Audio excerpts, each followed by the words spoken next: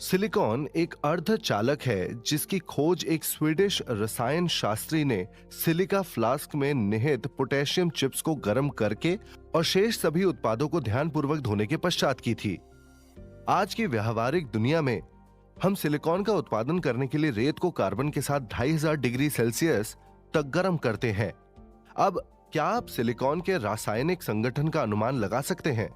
आइए अर्धचालकों के रासायनिक संगठन के आधार पर उनके वर्गीकरण के बारे में जानें। इस वीडियो में हम सीखेंगे कि अर्धचालकों को उनके रासायनिक संगठन के आधार पर कैसे वर्गीकृत किया जाता है और हम विभिन्न प्रकार के अर्धचालकों के उदाहरणों पर चर्चा करेंगे और तात्विक अर्धचालकों और यौगिक अर्धचालकों के बीच अंतर भी देखेंगे। हम सभी ने प्रकाश उत्सर्जक डायोड, माइक्रो प्रोसेसर और मुद्रित परिपथ बोर्ड देखे हैं जिनका इस्तेमाल होता है आधुनिक लैपटॉप और मोबाइल फोन में। लैपटॉप और मोबाइल फोन में उपयोग किए जाने वाले ये सभी परिपथ अवयव अर्धचालकों से बने होते हैं और नियंत्रित तरीके से विद्युत का संचालन करते हैं। 20वीं शताब्दी के आरंभ में विद्युत परिपथ में डायोड और ट्रांजिस्टर के बजाय निर्वात नलिकाएं होती थी। धारा के नियंत्रित प्रवाह में उनके व्यापक उपयोग के बावजूद उनमें कई खामियां थी। वे भारी थे, उनका परिचालन वोल्टेज उच्च था, लगभग 100 वोल्टेज। वे अधिक मात्रा में विद्युत की खपत करती थी। उनकी आयु बहुत सीमित थी, उनकी विश्वसनीयता कम थी, वे भौतिक रूप से भंगुर होती थीं। आजकल उपयोग होने वाले अर्धचालक घटक जैसे एकीकृत परिपथ, मुद्रित परिपथ बोर्ड, डायोड, ट्रांजिस्टर आदि में अर्धचालक अंतर्निहित होते हैं जिन्होंने निर्वात नलिकाओं या वाल्वों की कमियों को दूर किया है। इनका आकार छोटा होता है, इनका परिचालन वोल्टेज कम होता है, ये कम विद्युत खपत करते हैं, इनका जीवन काल लंबा होता है, इनकी विश्वसनीयता उच्च होती है, ये कम भंगुर होते हैं। रासायनिक संगठन के प्रकार के आधार पर अर्धचालकों को तात्विक अर्धचालक और यौगिक अर्धचालक के रूप में वर्गीकृत किया जा सकता है। सिलिकॉन और जर्मेनियम तात्विक अर्धचालक के सबसे सामान्य प्रकार हैं। यौगिक अर्धचालकों को आगे अकार्बनिक यौगिकों, कार्बनिक यौगिकों और कार्बनिक बहुलकों के रूप में वर्गीकृत किया जा सकता है। अकार्बनिक यौगिकों के उदाहरण कैडमियम सल्फाइड, गैलियम आर्सेनाइड और कैडमियम सेलेनाइड है और कार्बनिक यौगिकों के उदाहरण एंथ्रेसीन और अपमिश्रित थैलासायनीन्स हैं और कार्बनिक बहुलकों के उदाहरण पॉलीपेरोल, पॉलीएनालीन और पॉलीथियोफीन हैं। तात्विक अर्धचालकों के बारे में तथ्य। तात्विक अर्धचालक आवर्त सारणी में समूह 14 के एक परमाणुक प्रकार के आमतौर पर सिलिकॉन और जर्मेनियम से बनते हैं। तात्विक अर्धचालकों में इलेक्ट्रॉनिक और प्रकाशिक गुणों की एक विस्तृत विविधता होती है और इसलिए यह इलेक्ट्रॉनिक घटकों के डिजाइन में बहुत विविधता प्रदान करती है। प्रारंभ में ट्रांजिस्टर और डायोड के लिए अर्धचालक बनाने में जर्मेनियम का व्यापक रूप से उपयोग किया जाता था। सिलिकॉन ने जर्मेनियम की जगह ले ली अपनी उच्च बैंड अंतराल ऊर्जा, कम लागत और सिलिकॉन डाइऑक्साइड में आसानी से ऑक्सीकृत होने की क्षमता के कारण। इसलिए सिलिकॉन का उपयोग अब अधिकांश दिष्टकारी, ट्रांजिस्टर और एकीकृत परिपथ के लिए किया जाता है। तात्विक अर्धचालक को नैज अर्धचालक भी कहा जाता है। नैज अर्धचालक शुद्ध अर्धचालक होते हैं। एक नैज अर्धचालक में 0 केल्विन पर कोई चालकता नहीं होती है।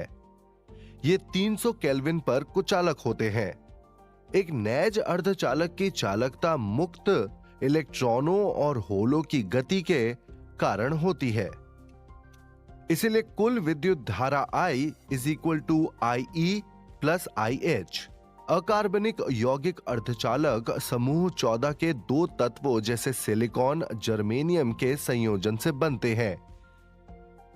यह समूह 13 से 15 तत्व जैसे aluminium phosphide, aluminium arsenide, phosphide, gallium और इंडियम के आर्सेनाइड, या समूह 12 से 16 तत्व जैसे सल्फाइड, सेलेनाइड, जिंक और कैडमियम के टेलुराइड।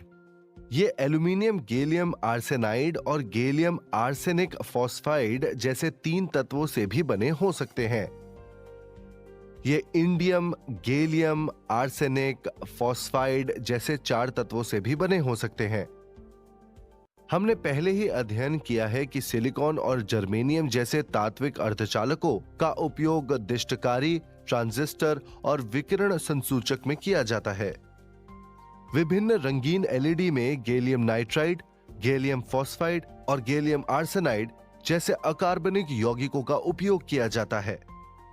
जिंक सल्फाइड का उपयोग टीवी स्क्रीन के निर्माण में किया जाता है।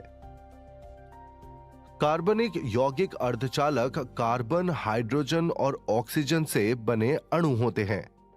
कार्बनिक बहुलकों में कार्बन, हाइड्रोजन और ऑक्सीजन की एक लंबी श्रृंखला होती है। एंथ्रासीन एक बहुचक्रीय एरोमेटिक हाइड्रोकार्बन है जिसका सूत्र C14H10 है और इसका उपयोग लाल रंजक एलिजरीन, कीटनाशक आदि के कृत्रिम उत्पादन में किया जाता है। कार्बनिक बहुलक अर्धचालक इनमें विशेष महत्व रखते हैं, जैसे OLEDs का बढ़ता क्षेत्र, computer, palm tops, mobile phone और टीवी सेट के लिए डिस्प्ले के विकास, क्षेत्र प्रभाव ट्रांजिस्टर FETs, प्लास्टिक सौर सेल आदि। सारांश: रासायनिक संगठन के प्रकार के आधार पर अर्धचालकों को तात्विक अर्धचालक और यौगिक अर्धचालक के रूप में वर्गीकृत किया जा सकता है। सिलिकॉन और जर्मेनियम तात्विक अर्धचालकों के सबसे सामान्य प्रकार है। यौगिक अर्धचालकों को आगे अकार्बनिक यौगिकों, कार्बनिक यौगिकों और कार्बनिक बहुलकों के रूप में वर्गीकृत किया जा सकता है। तात्विक अर्धचालक आवर्त सारणी में समूह 14 के एक परमाणुक प्रकार के आमतौर पर सिलिकॉन Si और जर्मेनियम Ge बनते हैं। यौगिक अर्धचालक समूह 14 या समूह 13 से 15 के तत्वों या समूह 12 से 16 के तत्वों के 2 तत्वों के संयोजन से बनते हैं। सिलिकॉन और जर्मेनियम जैसे तात्विक अर्धचालकों का उपयोग दिष्टकारी, ट्रांजिस्टर और विकिरण संसूचक में किया जाता है। अकार्बनिक अर्धचालकों का उपयोग विभिन्न रंगीन LED, टीवी स्क्रीन आदि बनाने में किया जाता है। कार्बनिक बहुलक अर्धचालक इनमें विशेष महत्व रखते हैं, जैसे OLEDs का बढ़ता क्षेत्र, computer, palm top, mobile phone और टीवी सेट के लिए डिस्प्ले के विकास, क्षेत्र प्रभाव ट्रांजिस्टर्स FETs, प्लास्टिक सौर सेल आदि। सिलिकॉन चिप बनाने में अत्यधिक नियंत्रणीय प्रक्रियाओं जैसे परमाणु परत निक्षेपण का उपयोग किया जाता है। ये प्रक्रियाएं एक समय में केवल कुछ परमाणु परतों को जोड़ती या हटाती हैं। वास्तव आज के सबसे उन्नत चिप 5 नैनोमीटर जितने छोटे हो सकते हैं, जो कि रेत के दानों से हजारों गुना छोटा है। और जानने के लिए जुड़े रहें।